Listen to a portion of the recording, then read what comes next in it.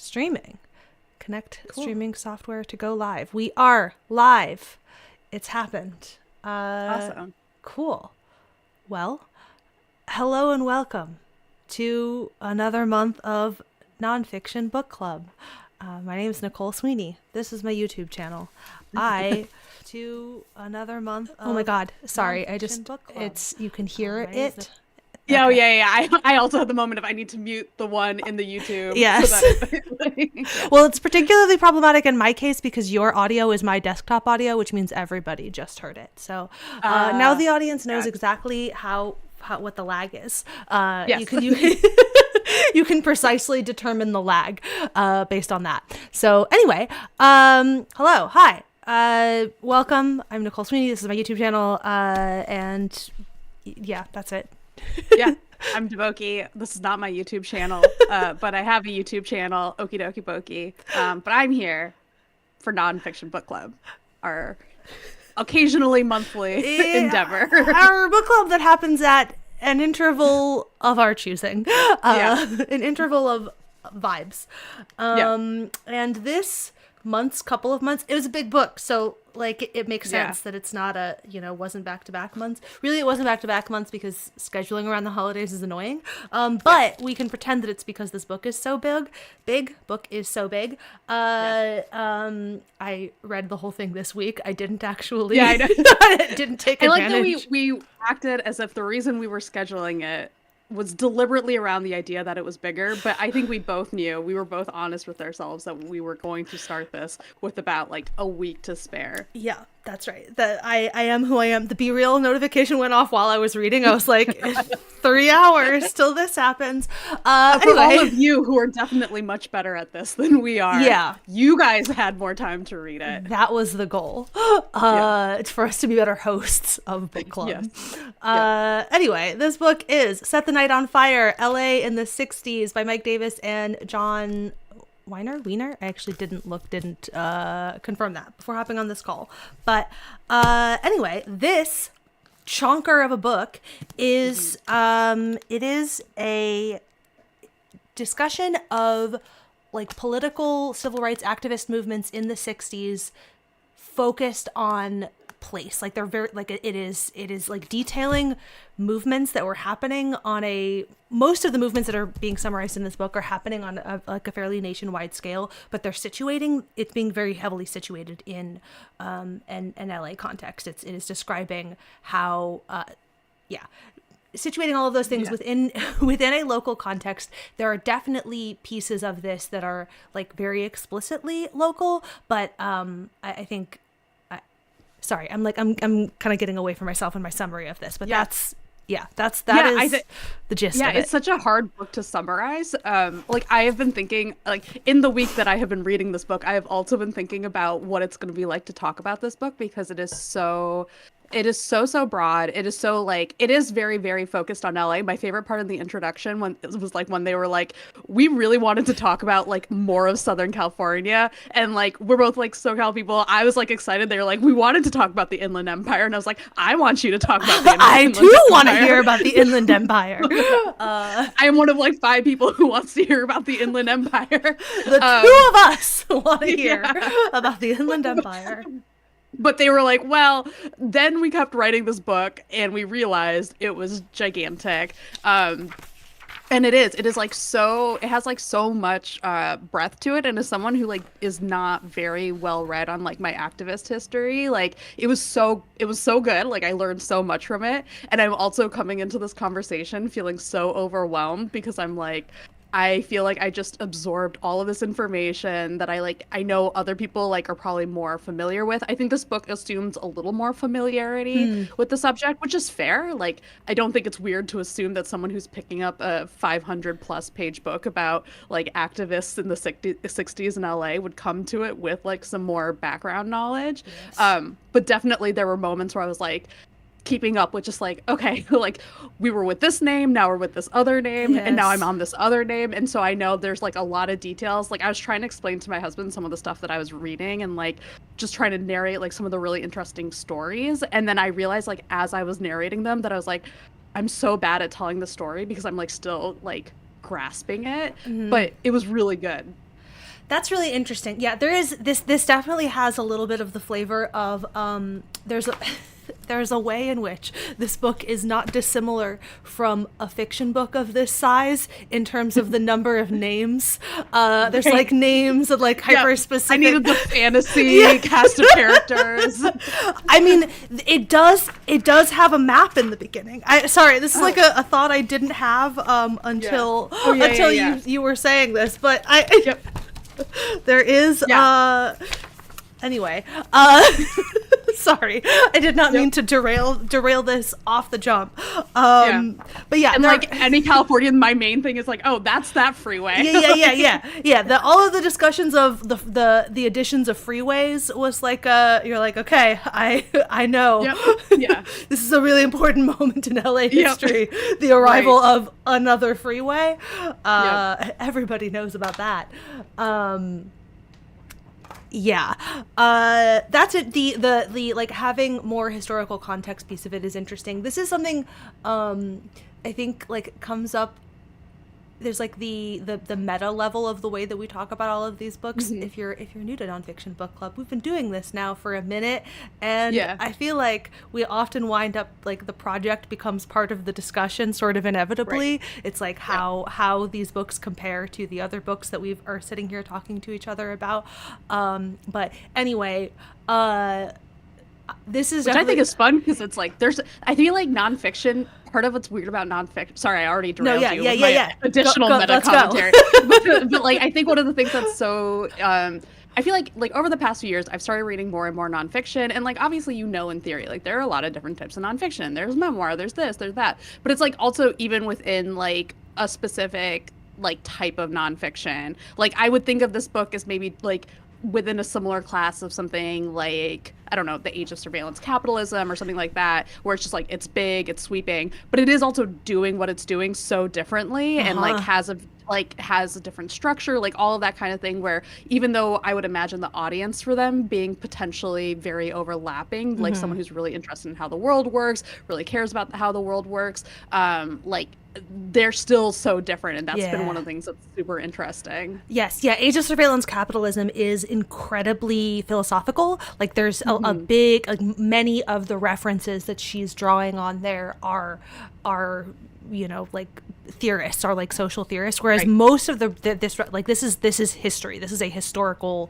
book, and to the degree that the philosophy is part of it, it is always historical first, and so the philosophical underpinnings of this book, such as they exist, are only show up in quotations. It's quotations from historical figures. It is like, here is this person whose actions we are detailing. Here is something they have to say about the struggle, and like that's the degree to which a philosophical bent shows up. Whereas like Age of Surveillance Capitalism, like that, again, specific singular example, but that is a she like very heavily is like stringing together big philosophical ideas. So there's a way in which it's doing very different things. yes very very different projects. I forget where I was going with this point about I was gonna say something because there are so many characters essentially detailed throughout. It's definitely a thing where again, much like the way that I read many a sweeping fantasy book, there's a certain point at which you just gotta accept I really don't know for sure who all these people are. If I hear their name again, I may or may not remember that I heard it 6 chapters ago. I just have to trust that you're gonna give me the necessary context clues. Definitely. Like I'm just in it. This is a ride. We're going with it. I noticed that because I kept getting like kind of confused on where I was at timeline wise in terms of who was mayor. Like, because most of the time mayor is Yordi. Yordi. Yeah, who like is a pretty antagonist figure throughout this entire book. Pops up quite a bit. He's a big bad, if you will. Yeah. Definitely. It's like him and the LAPD. These are the big bads of the book. And there's one chapter where then like they get into the election where Yordi is really using a lot of like racist tropes to discredit Bradley, who was a black candidate and lost the first time that he ran, but then won the second time. And they focus primarily on the first election in that chapter, which is the one that he lost. And then they're like, well, later on he becomes mayor. And so I kind of kept getting confused where I was, like after that chapter, like where I was, where if Yordi is still the mayor or not the mayor. And then like at one point, then Bradley was the mayor. But then so like that kind of stuff, I was like, oh, like, but like you were saying, at the same time, it didn't really necessarily affect my understanding of the book. It was more just like a moment of like, oh, okay, right, Yordi is still mayor now, or like, oh, okay, Bradley is mayor now. Like just being like, okay, like I will just accept that this is the setting at this point. Because one of the things maybe we should explain for people who haven't had a chance to read the book yet. The structure of the book is like really, I don't know how to like explain it. It's like, I guess, very thematic. It's not really like chronological, but there is a lot of use of chronology throughout the book. Yeah. So like the first section in particular, or sorry, the first chapter in particular, setting the agenda, is like basically kind of going year by year of the 60s and kind of like explaining like some specific dominant social issue at the time. So a lot of times it was like housing related, maybe freeways related, and probably some other stuff too that I'm already forgetting. It's actually month by month. Chapter 1 is month by month of just 1960. It's like here's we're gonna do the 60s. In order to do the 60s, we have to we're gonna let it is literally, it's called setting the agenda 1960. So we're gonna go month by month in 1960 anyway. But continue. Yeah. No, thanks. That was super important. Like, again, this is like the thing where I'm so overwhelmed by how much like there was in this book that like the structure that I really liked in that first chapter, like I'm already like confusing it. And then like a lot of the next section is like focused on specific characters. So like the second chapter particularly was like super interesting and also bleak because it was about the chief of the LAPD, who is frequent antagonist, and really kind of lays out how he was like instrumental in propaganda, like as an actual like working with television shows, working with Hollywood, and like that was like, okay, yeah, I see how that worked. And so then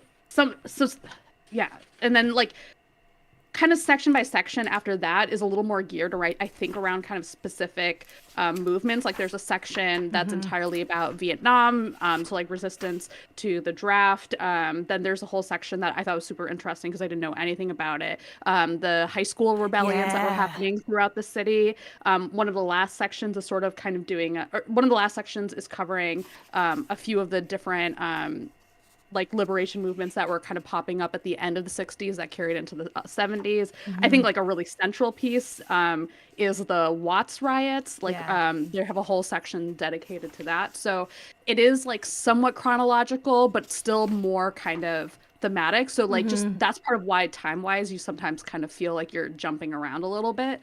But it was I thought it was great because it like kind of let you dive deep into like, okay, like this is the Watts riot section. We're going to like explore these specific issues. And like it also built on a way where you kind of see how these movements then feed into each other, like how they influence each other, but also like a common thread through this book is also tensions between different groups. And so kind of getting to spend time with one group and then you're spending time in another group and you're seeing how their paths like intertwine and are like set against each other, sometimes by their own machinations, sometimes by machinations that are external, like the mayor like setting groups against each other. Like COINTELPRO is sort of like a lurking, recurring bad guy.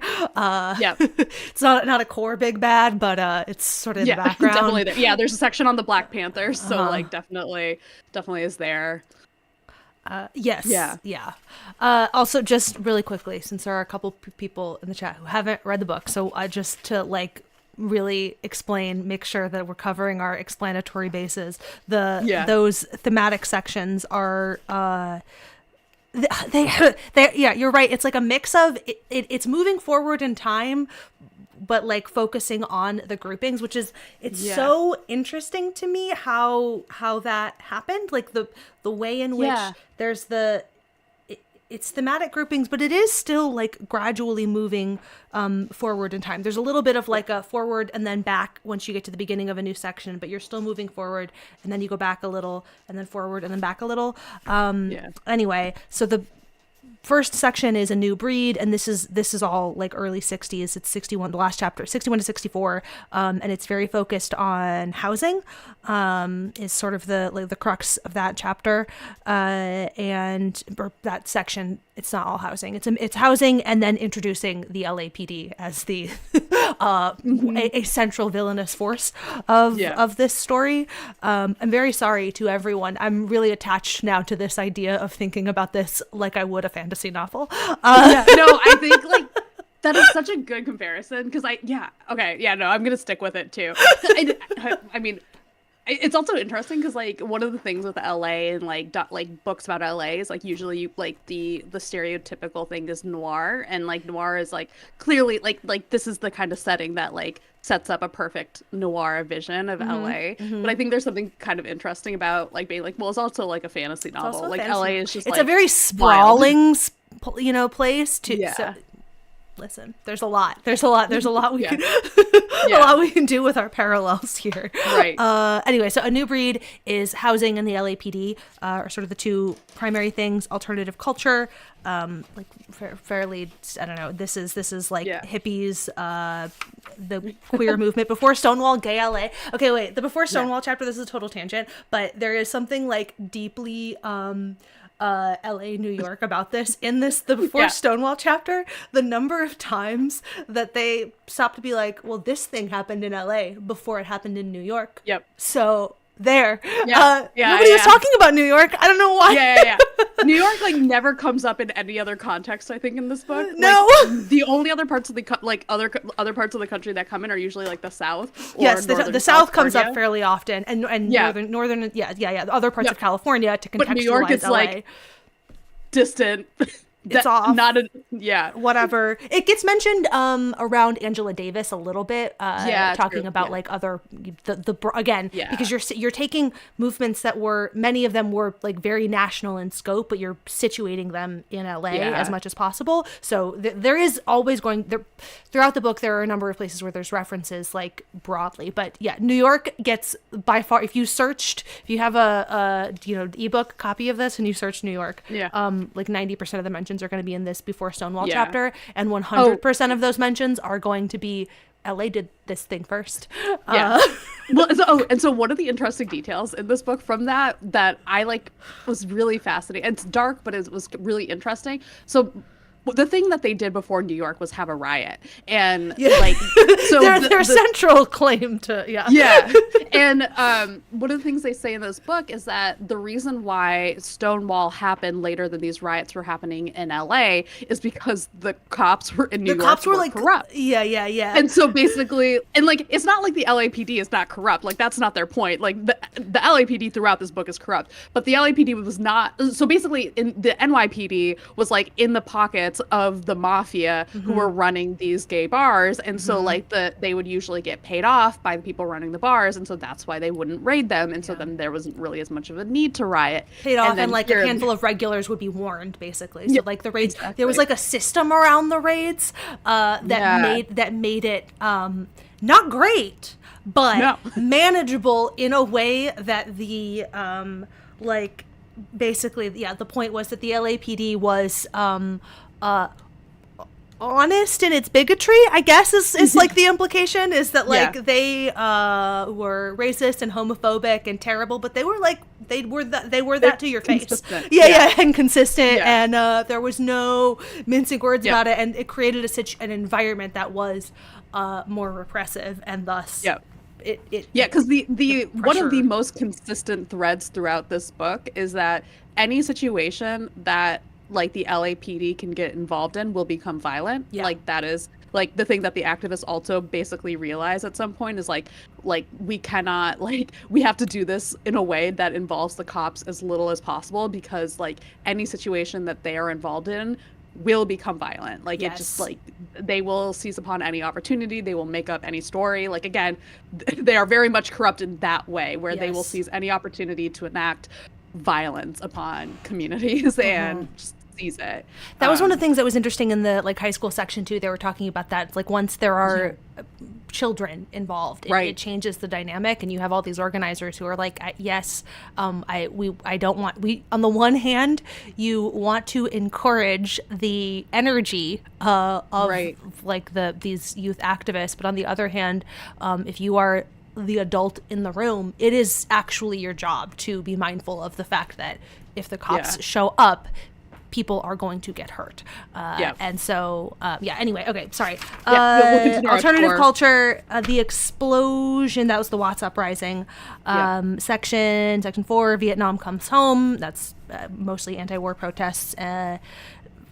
Section 5 is the Great High School Rebellion.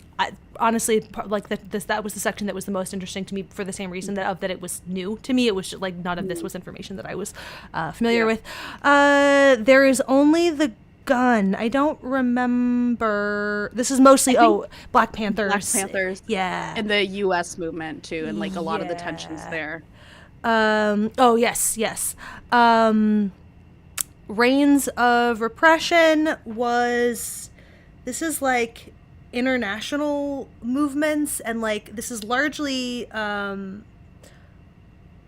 this is like the Mexican American and the there's the Chicano movement, and then there was also like there's a chapter on Venice Beach and Venice Beach wanting to secede from LA. So I think it was like a mix of stuff. It's like this is the late 60s, so it's spanning 68 through 73, but it's like late 60s, kind of a catch-all. We're closing out the decade, and I guess like maybe the thing that ties them together is it's sort of like the downstream effects of these other movements. So like I think especially the Chicano movement was like, I think super interesting because they were discussing the way that it was sort of like born of a similar impulse and like sort of similar movements around setting up Black studies programs in schools, but instead like kind of went in its own direction, and with like us including I can't remember if it was like specifically Mexican history or like a general kind of collective like Chicano kind of culture. You're talking about the Valley chapter. Yes. The creation of like Mexican, identity, asking for Black history and the creating departments for different histories and like the identity. And so that's sort of what that one was also kind of, again, to your point, situated national movements of like, here's the national conversation, but then here is like how that was born out on the ground in this like specific locality, which again is kind of a recurring thing throughout the book. And the last section is other liberations, which again is also a little bit of a like catch-all section, but this is more there's like it's women's liberation, free clinics, Asian American radicalism, and then LA's Black Woodstock, which is bringing us back around to Watts and like the legacy. It's like legacy of Watts, and kind of by extension the legacy of everything being discussed within this book. That free clinic chapter was also super interesting because I didn't really know much about the history of free clinics. And so it's just basically about setting up, like, how do you kind of set up these free clinics that are basically designed for people to be able to go to without being concerned about, like, their records getting turned over to cops and, like, all of this stuff. And, like, how, like, they had to sort of make arrangements with cops to basically be like, you're not allowed here. And, like, of course, at some point, the cops, like, decide not to listen, and it becomes, like, a whole thing. As it happens throughout this book. Basically, if they're supposed to knock, they're not gonna knock. Is the lesson. And so just like hearing about like kind of the ways that the doctors approach that, it was really, I don't know, it was just really interesting. It was also coming off of the women's liberation chapter, which was also very much really more about like the medical stuff, like really about women's health and like trying to give people access to information about their bodies, and like even really like there's like a very early like abortion mechanism they were describing that I was like, oh, okay. Like, there's like in like some discussions around like consciousness raising versus like actual like activation, I guess, of like doing stuff.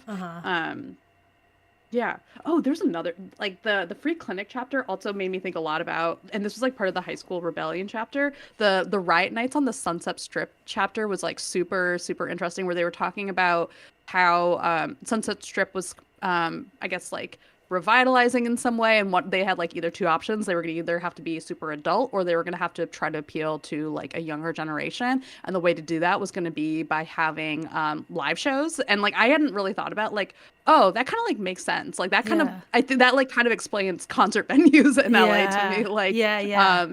and so yeah, so they're that chapter sets up the high school revolution or rebellions, where it's like about like how cops were treating young people on the street, and it was really because like grown-ups in their restaurants were like getting mad that there were like kids around. I think that was it. I think it was Yeah. like that kind of like Just a bit. tension. But like yeah, again, it leads to cops versus children, which is like Yes. Yeah, not I mean, like the running thing too behind. I mean, the cops are like the persistent enemies, but the cops are persistently showing up to be villains at the behest of rich white people who are right. annoyed by anybody who isn't a rich white person, basically existing. Is sort of, I don't know. That's like basically, I Yeah. wanted to be here as a rich white person, and then this other person showed up, and I didn't like it, so I Yeah. called the cops. Yeah. And that's this book, LA in the Yep. 60s. Yeah. But yeah, it's the other thing too, now that we're like walking through the book and thinking about sort of like meta project, whatever, it's really interesting is how discrete the stories actually are. So like for all of the, yes, there are a lot of names that are, you know, like who is the mayor at that, that's like a great example Yeah. of a kind of through line of names to get familiar with, but each individual story is very like it is discreet, Yeah. and even the recurring characters, you get the content. It'll be Mayor Yordi the first time he shows up within that, which is also very Definitely. interesting. Like I can see the way in which this is written, partially with the expectation that college professors are going to assign like sections of the book, you know, like that's Yeah. that is for sure an end state here. Yeah. Anyway, the other, this is a total aside. The other thing that I really love about this book, I was sort of like skimming through my little tabs, and like the overwhelming majority of my tabs are a thing that we've discussed that we love here, and that is academic burns. It's like half of my tabs. I was like, Yeah. that's a good one. Yeah. And my favorite too, again, like going back to the thing of like the format here of like the nature of the citations, is that most of them are actually citations. Like they are not. These two dudes are not issuing the academic burns. They clearly also love one, and so when they found one and they were in their research, they were like, "That's going in." Yeah. That's a quote for the book. Yeah. And I love that. I love, respect, and appreciate that approach.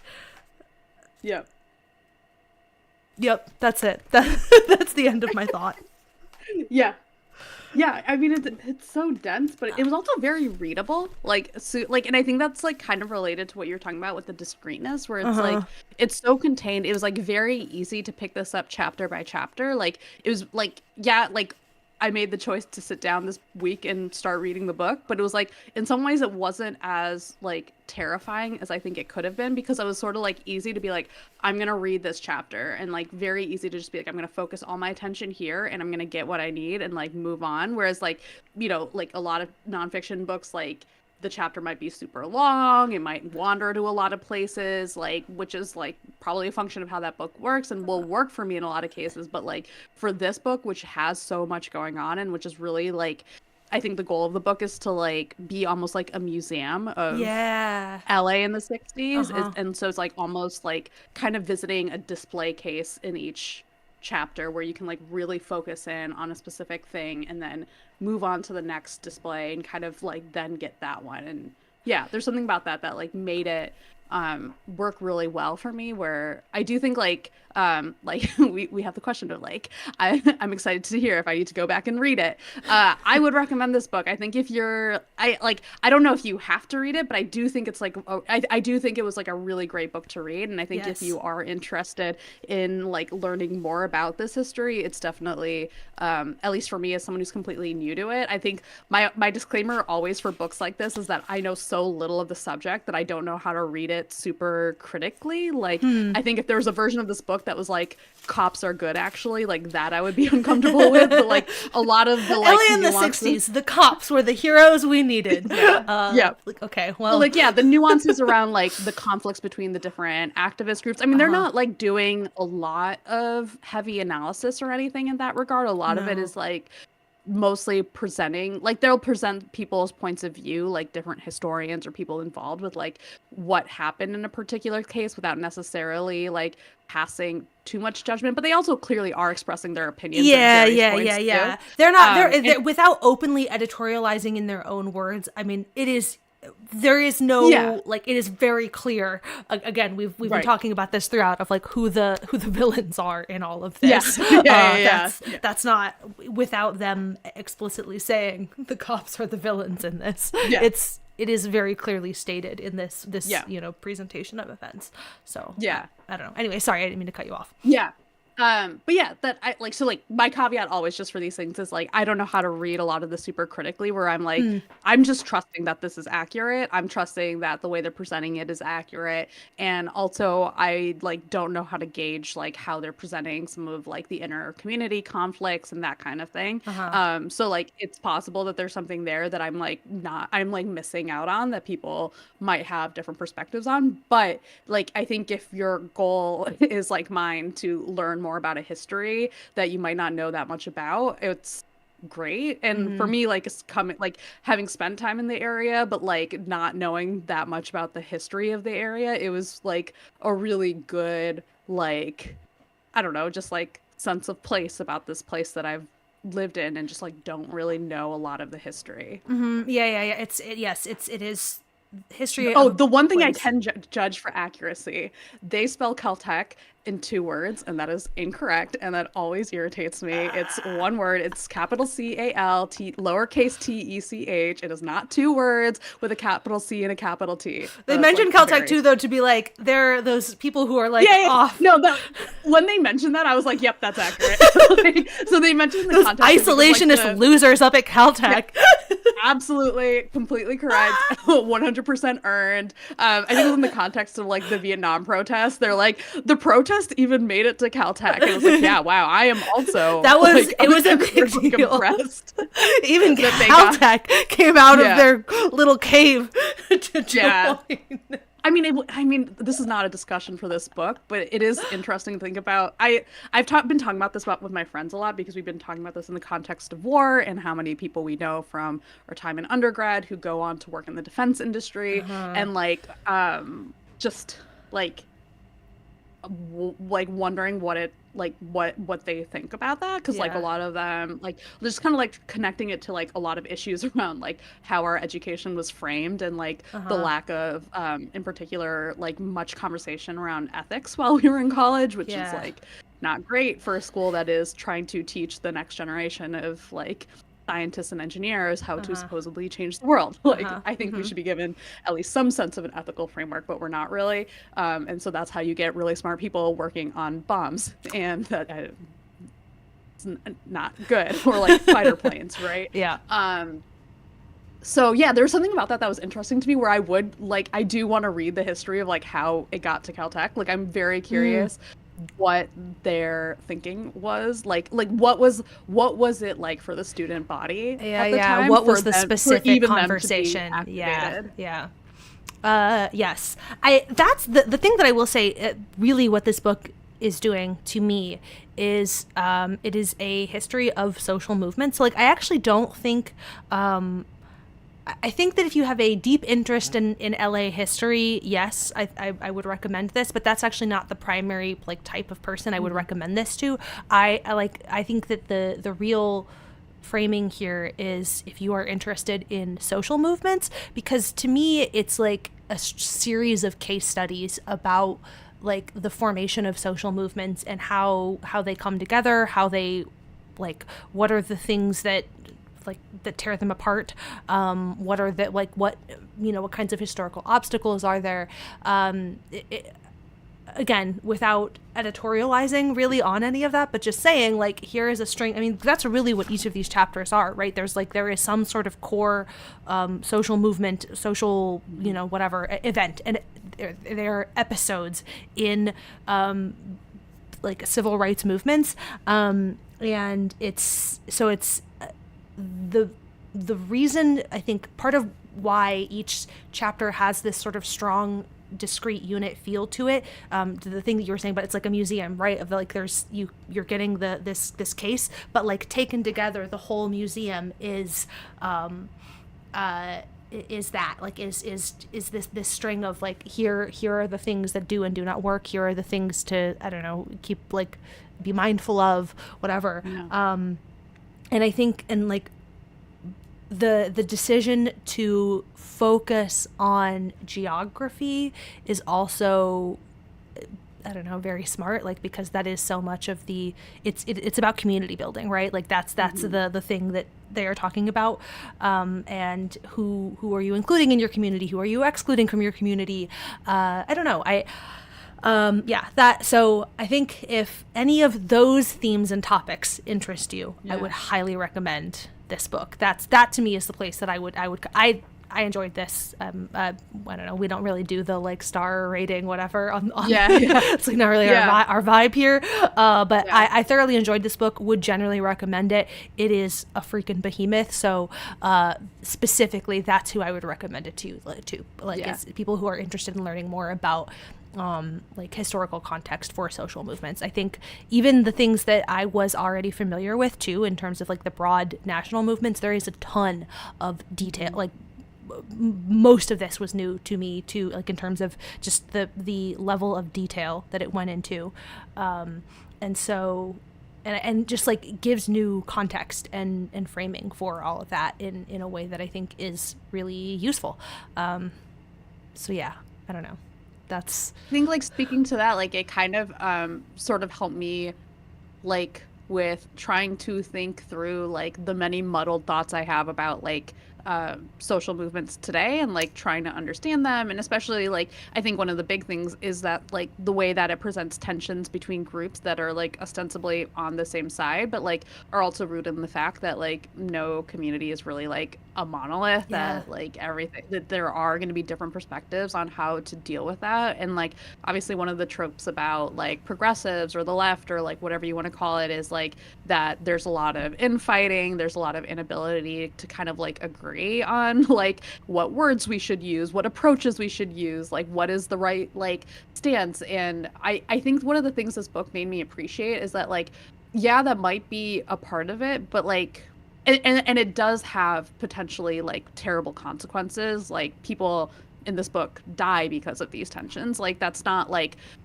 that's not over dramatic or whatever. It's like it's just like a reality of it. Like but also that like I don't know, that I don't want to say that doesn't like, it's not that it's like bad overall for progress, like like obviously the deaths are like, that's not what I'm saying, but like that there is a value to some tension, or that there is something that like tension reflects at least, maybe not that there's some value to tension, but that there is a role to tension, that there is like a thing that it does. Like I don't quite know what I'm trying to say, but I think like that it's a reality of like trying to make things better, is that there is going to have to be tension because people are not going to agree. And that doesn't necessarily have to mean the end of an idea, I guess maybe is what I'm getting at. Like it doesn't have to be like, I think, okay, here's what it is. I think sometimes when we talk about tensions, like right now, like in modern day kind of like discourse, like it's presented so much as if like this is why we're going to fail. And I think part of what I was getting from this book is like it's not necessarily a sign of success or failure. Like it is a reality of like how these movements work, and like what it means to try to make progress, that there is going to be some kind of tension, and some of that tension is like going to be a function of like people who are like who do not have your best interests at heart. Like one of the sections of this book discusses like tensions between like the Chicano community and the Black community, and a lot of that is really born out of the fact that a lot of reforms around poverty like were being repealed, or like we're not getting funded, and Reagan was the governor, and that was not great. He's not as much of a big bad in the book. He's more of a lurking villain who like his time is coming, but like because he was governor of California, it's giving prologue, like a prequel series, It's just, this is his Snow prequel. This is your Ballad of Songbird and Snakes, if you will. For Reagan. Yeah, so I think it just like made me just think of tension with a little bit more like complexity than just like tension bad. Like yes.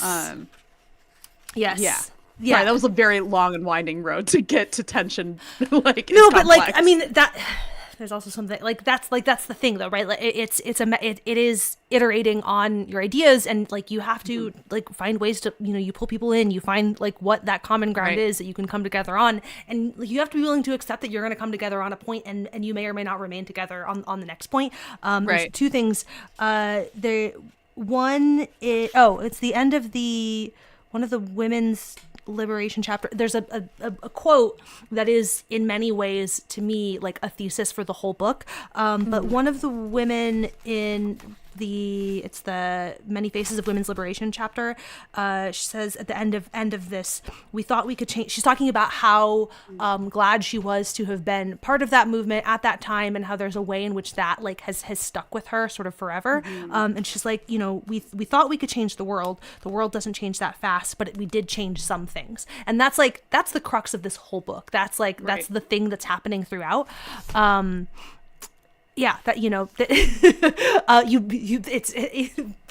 Things did change. It wasn't everything that should have changed. But then also there's everything that you were saying reminds me of, it's like, I think it's either the end of the Valley chapter, which is now CSUN. I stopped because they kept talking about like location wise. I had to like stop to look it up because I was like, it sounds like you're talking about CSUN. They are talking about CSUN. I grew up in Northridge, so it's would have been my hometown school if I had stayed. Anyway, that chapter, or maybe it was like the next chapter, and they were sort of referencing back, but they were talking about a coalition of like anti-war protesters, like campus anti-war protesters, and that also involved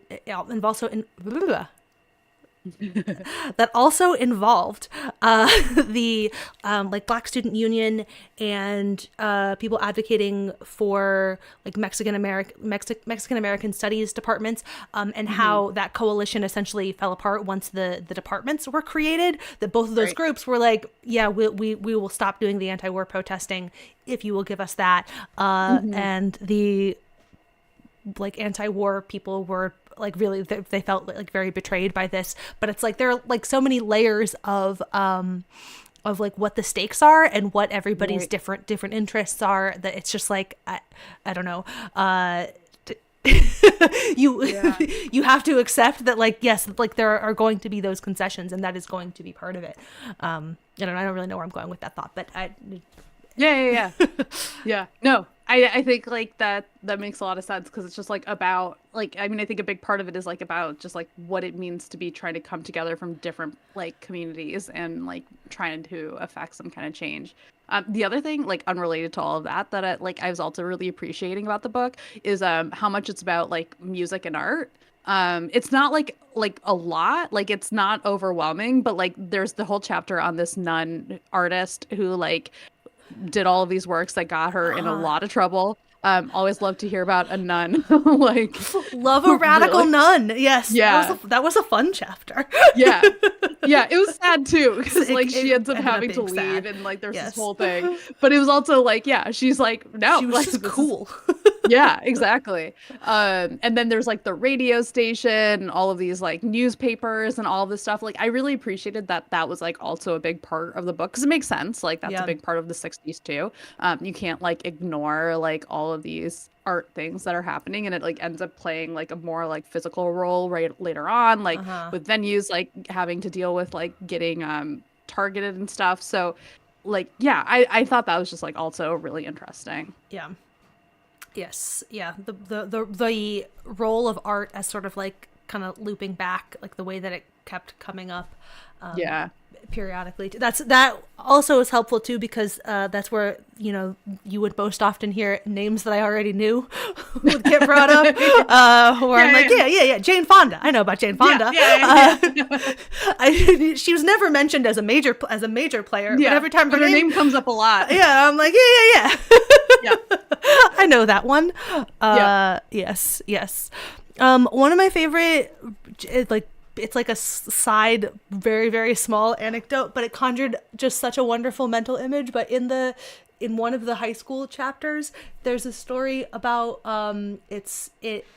students are protesting, and this white girl convinces the cops to to give her the megaphone, which like in and of itself I was like, I don't really know how, whatever, that was really like that was kind of stupid on their part, but she convinces the cops to give her the megaphone because she's going to try to convince her classmates to disperse, and then instead she's like keep going, and then runs off with the megaphone.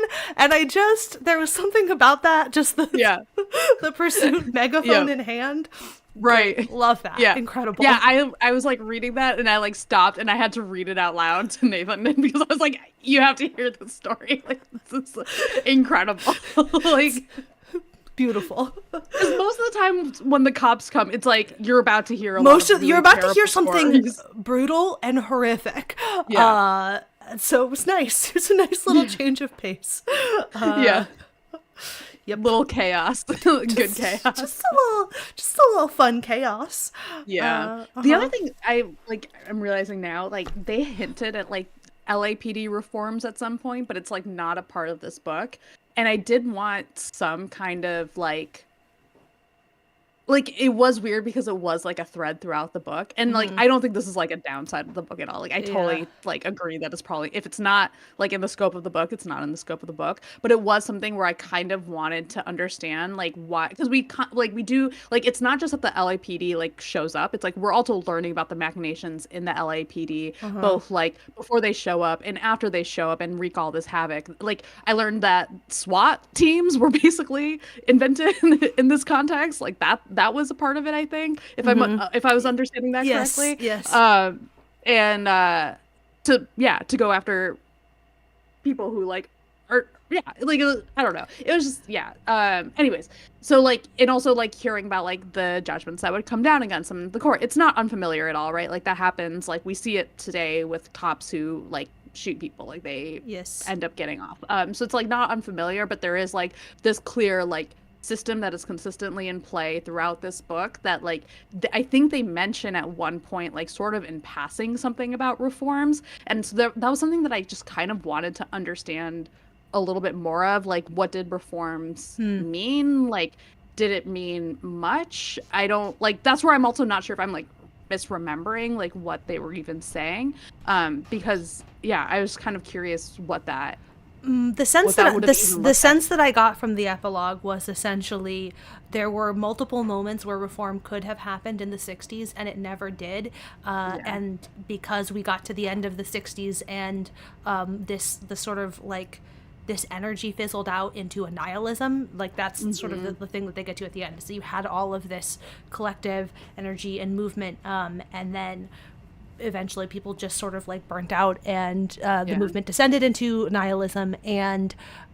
you fast forward like decades later and you're seeing the same energy all over again in the 90s. And so I get the sense that it's not a thing in the book because it's not a thing in life, right? Like the point is it didn't. There's like but that's where like I could have sworn there was one point where they refer to some reforms that happened in like some future. Okay. But maybe I'm making that up.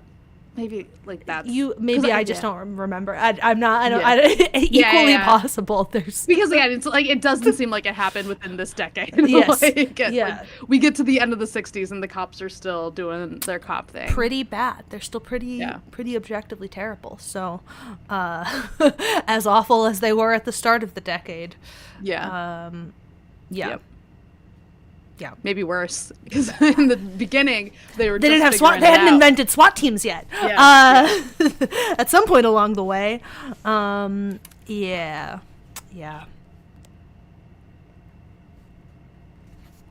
Anyway, the other reason to read this book is that it has like a great collection of pictures too. Yeah, we'll add that. Yeah. I don't know like how my camera is really bad. I don't know if you can tell the like little white streak sections in there. Those are all big sections of like of photos that are really cool.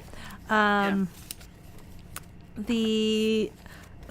was gonna pull up my some of my favorite academic burns. Just some of my favorite ones that I highlighted. 1966 was a grip. This is in the explosion, whitewash the McCone Commission and its critics. Reform maybe, but no, not really.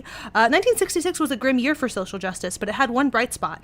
At a testimonial dinner in July and in front of hundreds of guests, Chief Parker keeled over dead. Oh yeah. Incredible, great. And to be clear, Chief Parker, like when we say that the cops were the recurring villain, like Chief Parker is like the recurringest of the villains like the head villain. Earlier in that same chapter, in all of California, Paul Jacobs wrote of McCone, the guy who organized this commission investigating the police, "It would be hard to find a man less qualified by training and attitude to investigate a social phenomenon like the one that shook Los Angeles in August of 1965. Yeah. So, yeah, there's some really great ones. I can forgive them for being homosexual, but I will never forgive them for supporting Reagan. Also a gem. There's some great. That is like, I'm not kidding when I say that like half of my tabs are like this. Or just being like, that's good. Yeah, that was good.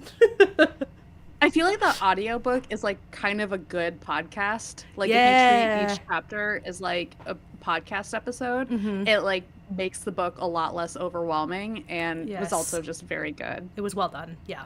Yes. Would highly recommend the audiobook. I mean, obviously there's no way I was going to read a book this long without an audiobook to help me.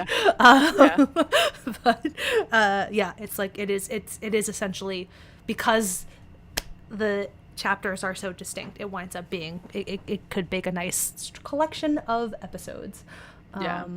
Didn't realize this book is as thick as it is. I'm assuming you read it on audio, but the quotes, the conversation is making me. If you want to read it so bad, audiobook. If the heft of the book is making it daunting, don't worry about it.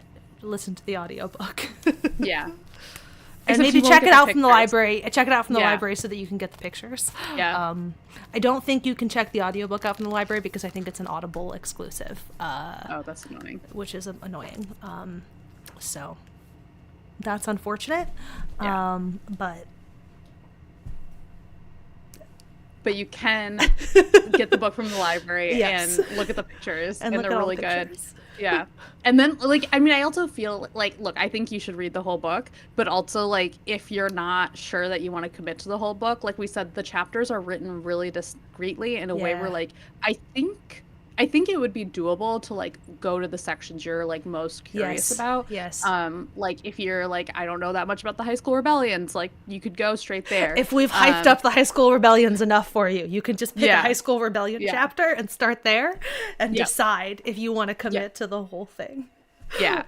But I do think the whole book is worth sitting down with. And again, just think about it like you're reading a big fantasy novel. Okay, this is an elaborate fantasy novel. There's a helpful map at the beginning.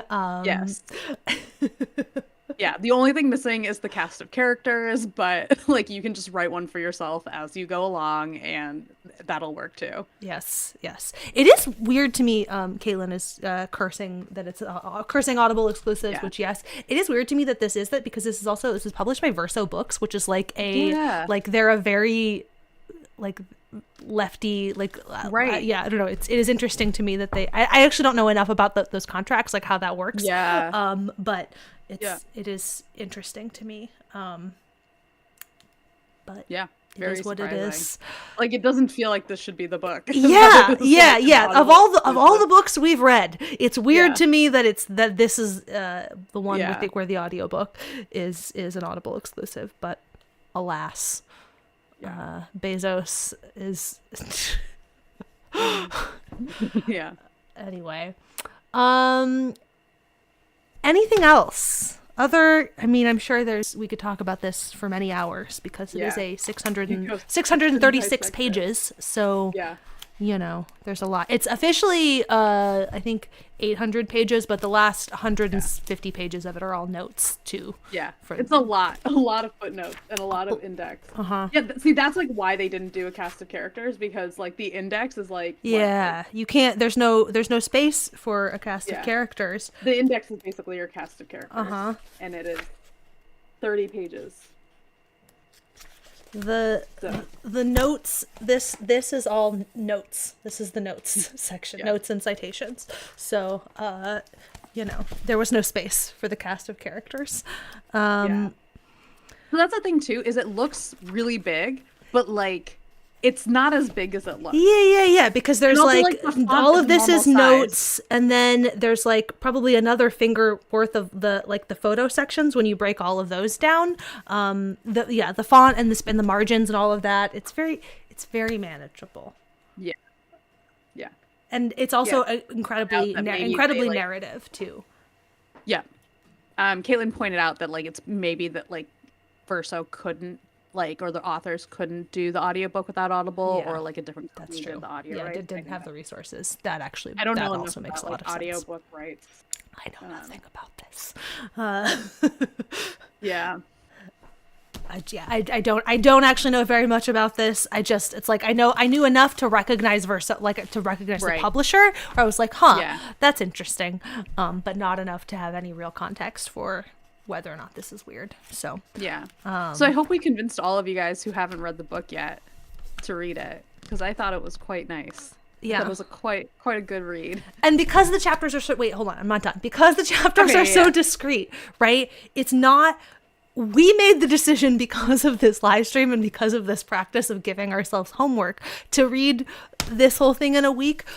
It's a book that you can read over a really extended period of time quite easily, because each chapter is going to be chunked up, and the people who keep coming back again and again, they will tell you this guy's the police chief. As many times as that name came up, Parker maybe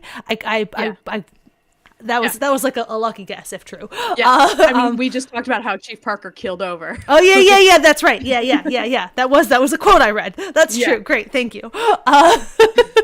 That's why that is like probably the only reason I was able to snatch that name. Anyway, point is, the names will be given context when they come up again. In conclusion, read this book.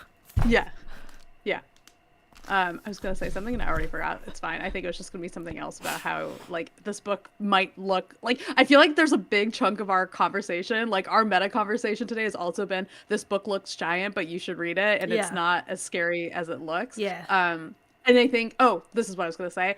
They did a good job of writing a giant book. They wrote a giant book very well in a way where I'm like, it looks giant, but it doesn't feel like giant. It doesn't feel like bloated. It doesn't feel like things should have been cut out. Like the way it was written in a way where I'm like, you maybe don't need this chapter, but also I'm glad it's there. And like the way that this book works, it fits with that overall. So I'm happy. None of the chapters feel like a darling they should have killed. It makes sense. Like, and you mentioned this a bit ago, but in the beginning, they talk about how like they were confining it to just this area, and they kept wanting to add more, and like, but the book is already so long. And I remember reading that at like the very beginning and thinking like, what do you mean you wanted to add more? But I'm like, I got to the end of the book and I'm like, no, I get it actually. Like, I get. I mean, I'm glad you didn't. I'm glad we.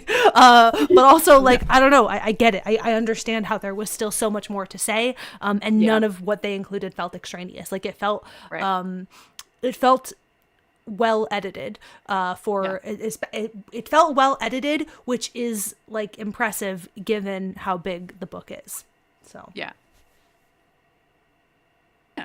Anyway, cool. Well, I guess we can talk about our next book. Yeah. I guess we actually haven't talked about the date yet, so date to be confirmed.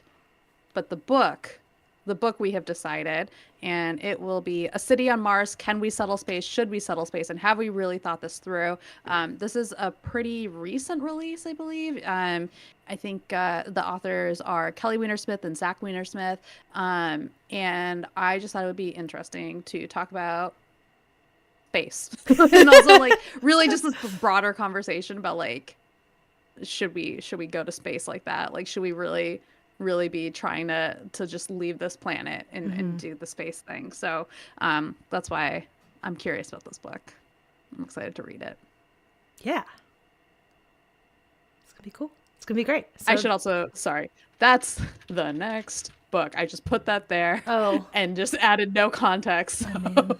But yeah, that will be the next book, and I will send out the next date when a date is we've confirmed it. Yes, yeah. Sometime in, I was going to say February, but who can say? Yeah. Dates are TBD. You know, whenever the we feel called and moved. Yes. Whenever we realize we have a week to go. Yeah. Oh, yeah. Anyway, well, thank you all for joining us, and we'll see you at that time. You can links are in the description to join the Discord or subscribe to the newsletter if you haven't done that yet. That is like the main place where we'll put the time, date and time for the next one when we decide on the date and time. Oh yeah, and Happy New Year! Thank you. Yes, Colby, Happy New Year to you too. I wore my disco balls, my Happy New Year disco balls, just for that purpose. Anyway, okay, cool. Well, bye. Bye.